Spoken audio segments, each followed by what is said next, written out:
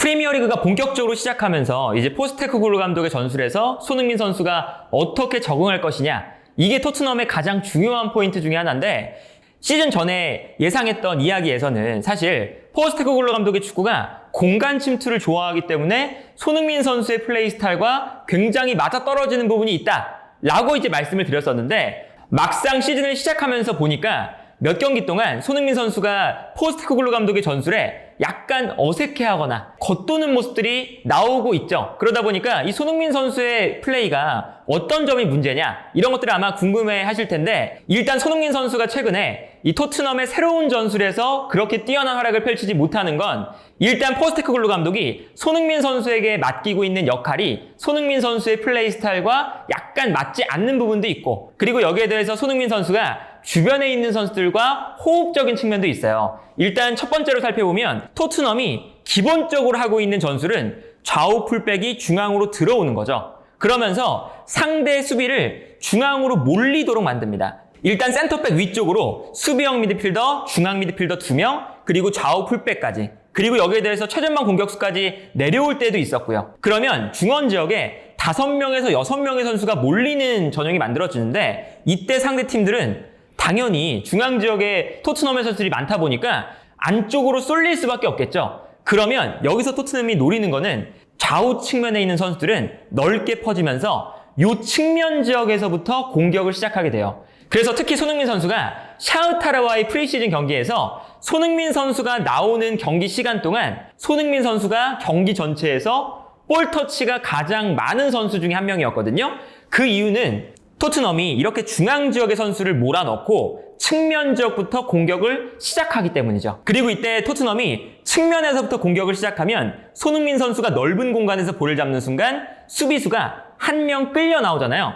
끌려 나오면 이 공간으로 중앙에 있는 선수들이 침투해 들어가면서 2차적인 공간을 활용하고 수비에 혼란을 만드는 이러한 전술을 사용을 하거든요. 근데 여기서 손흥민 선수와 약간 맞지 않는 부분이 어떤 거냐면, 손흥민 선수는 기본적으로 공격을 시작하는 역할보다는 공격을 마무리하는 역할에 손흥민 선수가 확실한 강점이 있죠. 그 손흥민 선수가 국가대표팀에 왔을 때 토트넘에서보다 왜 국가대표팀에서의 활약이 약간 부족할까? 라고 이제 평가를 받았던 가장 큰 이유 중에 하나가 바로 이런 거거든요. 근데 지금 포스테코글루 감독은 좌우 측면에서부터 공격을 시작하니까 약간 이 역할이 손흥민 선수와는 어울리지 않는 부분이 있어요. 그리고 여기에 대해서 아까 말씀드렸던 왼쪽 측면에서 호흡을 맞추고 있는 우도기와 메디슨, 이 2명의 선수가 사실 이번 시즌에 새로 영입된 선수들이죠. 그러다 보니까 손흥민 선수랑 아직 호흡적인 측면에서 그렇게 맞아떨어지는 모습이 잘 나타나지 않고 있습니다.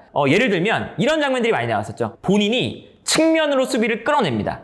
끌어내고 공간이 발생하는 순간 직접 침투를 해서 마무리하려는 동작, 마무리하려는 침투 움직임을 가져가요. 그런데 이때 어떤 움직임이 나오냐? 손흥민도 안쪽으로 들어가고 있는데 그 순간 메디슨과 우도기도 안쪽에서 플레이를 하고 있죠. 그러다 보니까 누군가는 측면으로 움직여주면서 수비를 끌어내야 사실 손흥민 선수도 침투할 수 있는 상황들이 나오는데, 이러한 상황들이 잘 안 나오고 있습니다. 그래서 물론 이제 경기를 보면 메디슨이 측면으로 갈 때 손흥민도 중앙으로 가보고, 우도기가 측면으로 빠질 때 손흥민이 중앙으로 가보고, 이런 장면들이 나오긴 나와요. 그런데 그런 장면들이 원활하게 나오지 않으니까 손흥민, 우도기, 메디슨, 이 선수들이 다 중앙에 몰려있고, 그러면 상대 수비 입장에서는 측면에 토트넘의 공격수들이 없으니까 중앙 지역에 그냥 밀집해버리는 이런 장면들이 계속 나오게 되는 거죠. 사실 이렇게 밀집한 수비 사이에서 뭔가 차이를 만들거나 수비에게 둘러싸였을 때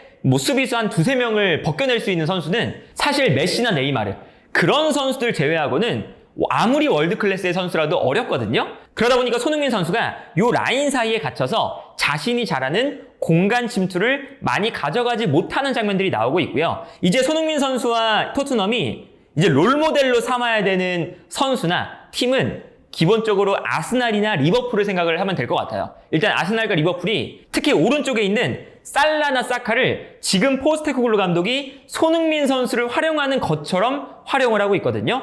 사카와 살라가 절대 득점을 많이 하거나 어시스트를 많이 한다고 해서 안쪽에서 플레이하는 게 아닙니다. 처음에 시작할 때는 이 선수들이 측면에서 플레이를 해요. 그래서 수비수를 끌어당기고 이때 주변에 있는 살라를 기준으로 한다면 아놀드도 있고요. 그리고 중앙에 메갈리스터가 있지만 한창 리버풀이 잘할 때는 여기에 핸더슨이 있었죠. 그러면 요 핸더슨, 아놀드, 살라 요 세 명의 라인이 계속 스위칭을 합니다. 살라가 끌어내면 이때 핸더슨이 침투하고 그러면 수비가 또 끌어당겨지면 이때 비로소 살라가 2차적인 침투를 하면서 움직인다거나 아니면 기본적으로 살라가 볼을 받을 때 핸더슨에게 수비가 쏠리면 아놀드가 침투에 들어갈 때 살라가 연계 플레이를 유연하게 해주면서 아놀드에게 패스를 보내주고 여기서 수비가 무너지거든요. 이제 이런 것처럼 사실 살라와 핸더슨, 아놀드 이런 선수들이 계속 스위칭을 하고 그리고 살라 같은 경우도 측면을 넓게 벌려주지만 사실상 플레이메이킹을 하는 이런 패턴들이 잘 갖춰져 있었거든요. 그러면 토트넘도 사실 손흥민 선수가 단순히 그냥 측면으로 넓히고 있기 때문에 부진하다 이런 게 아니라 손흥민 선수도 측면에 넓혀줬을 때 수비가 자신에게 끌려오면 그때 침투하는 우독이나 메디슨에게 패스를 잘 뿌려줄 수 있어야 하고요. 그리고 우독이와 메디슨도 침투에 들어가면서 수비를 또다시 끌어내고 계속 끌어내는 과정을 통해서 손흥민이 침투할 수 있는 공간을 같이 만들어줄 수 있어야 하는 거죠. 그리고 이러한 이제 동선 정리는 지난 시즌에 콘테 감독이 페리치와 손흥민의 동선 정리를 못해서 사실 시즌 후반기까지 굉장히 어려웠었잖아요. 그리고 콘테 감독이 경질된 이후에는 사실 손흥민과 페리치가 어느 정도 동선 정리가 됐었거든요. 이제 그랬던 것처럼 포스테코글루 감독의 가장 첫 번째 전술적인 숙제 중에 하나는 손흥민, 우도기, 메디슨.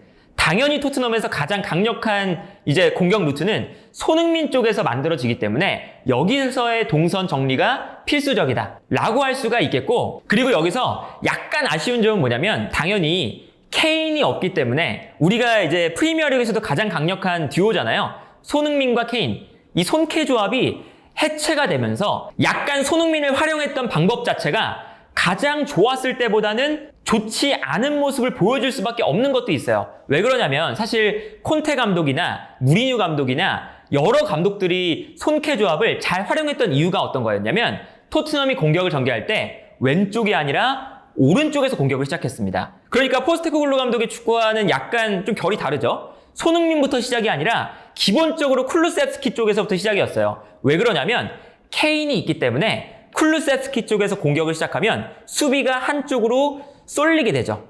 쏠리면 여기서 케인의 가장 큰 장점, 반대편으로 방향 전환을 하는 패스가 가장 세계에서 좋은 9번 공격수잖아요. 그러면 오른쪽에서 중심적으로 공격을 전개하다가 수비가 쏠리는 순간 케인에게 패스가 들어가고 그리고 케인이 반대편에 넓은 공간이 만들어졌을 때 뛰어들어가는 손흥민에게 패스를 넘겨준다. 이게 토트넘이 지공 상황, 역습 상황, 여러 상황을 가리지 않고 계속 나왔던 패턴 플레이였거든요.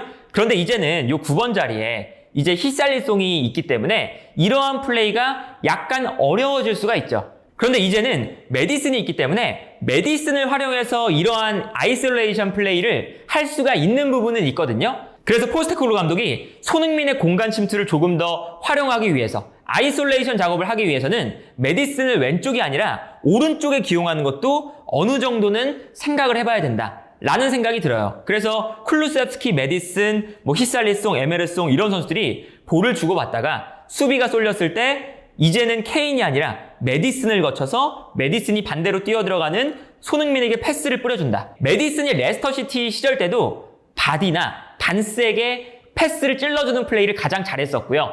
손흥민 선수도 토트넘에서 케인이 찔러주는 패스를 받아서 득점을 잘했었기 때문에 이러한 방식으로 경기를 운영하면 사실 이 두 선수의 조합이 굉장히 잘 맞을 수 있는 포인트들이 있거든요. 그래서 포스테코글루 감독이 이건 이제 시즌이 진행되면 진행될수록 아마 찾아갈 수 있는 공격 패턴 중에 하나가 아닐까라는 생각이 들고 그런데 여기서 포스테코글루 감독이 손흥민 선수랑 가장 안 맞는 부분 중에 하나는 포스테코글루 감독의 성향 자체가 역습형이 아니라 지공형에 가까워요. 그러다 보니까 토트넘의 이번 프리시즌부터 경기를 보면요. 콘테나 무리뉴 이런 감독들이 했던 것과는 다르게 수비에서 공격으로 올라올 때 뭔가 스피드 있는 역습 찬스가 많이 만들어지질 않죠. 그런데 손흥민 선수의 가장 큰 강점은 어떤 거냐면 손흥민 선수가 평소에 공격을 할 때도 측면으로 넓게 움직여주는 게 아니라 수직으로 움직여주는 걸 잘하던 선수였어요. 왜 수직으로 움직여주냐? 내려오면서 수비를 끌어당긴 다음에 수비가 끌려 나올 때 발생하는 공간으로 손흥민 선수가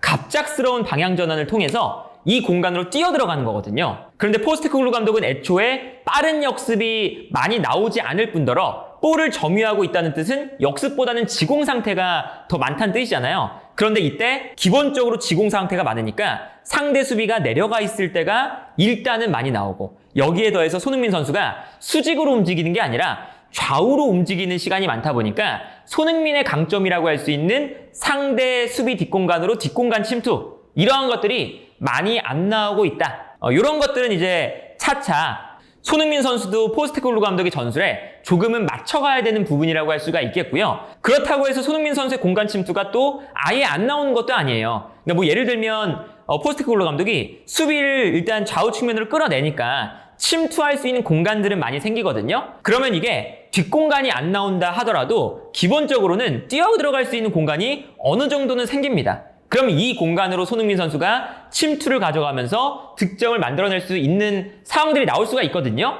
그리고 손흥민 선수가 아까 말씀드렸던 것처럼 직접 침투를 하지 않아도 다른 선수들이 침투하면서 발생하는 두 번째 혹은 뭐 세 번째 이런 공간들을 충분히 손흥민 선수가 활용을 할 수가 있기 때문에 이건 이제 아마도 시즌을 진행하면 진행할수록 시간이 해결해 줘야 되는 문제가 아닐까 싶고요. 그리고 이제 손흥민 선수가 당연히 이 전성기에서 활약할 날이 시간이 점점 줄어들고 있기 때문에 포스테코글루 감독의 축구와 손흥민 선수의 어쨌든 이 플레이 스타일이 잘 맞아떨어져서 이번 시즌에 좋은 모습을 보여줬으면 좋겠다라는 생각이 드네요.